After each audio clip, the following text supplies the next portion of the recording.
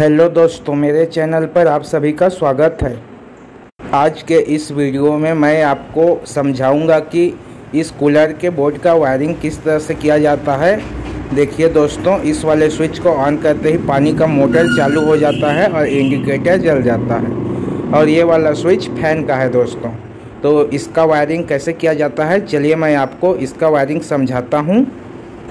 इस बोर्ड का वायरिंग कुछ अलग तरीके से किया गया है दोस्तों। ये देखिए, पानी का मोटर को चालू करने से इंडिकेटर जलता है।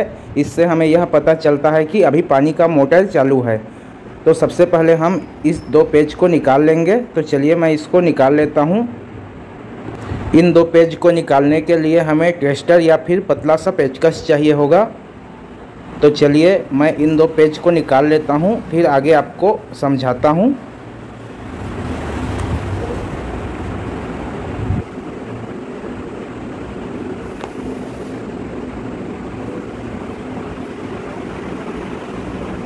देखिए दोस्तों, मैंने पेज को निकाल लिया। अब इस बोर्ड को मैं बाहर की तरफ खींच लेता हूँ। तो दोस्तों, हमें इसका कनेक्शन को समझने के लिए स्विच और इंडिकेटर को बाहर निकालना होगा। तो सबसे पहले मैं स्विच और इंडिकेटर को बाहर निकाल लेता हूँ।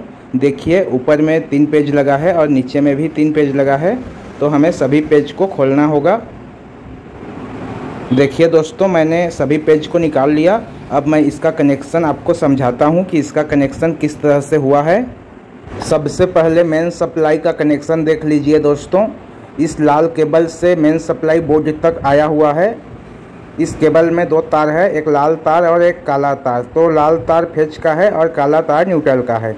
तो फेज वाले तार को स्विच के ऊपर में कनेक्शन किया गया है। ये देखिए, क्योंकि फेज को ही हमेशा स्विच द्वारा ऑन ऑफ करना होता है, तो इसलिए फेज का कनेक्शन स्विच के ऊपर में किया गया है।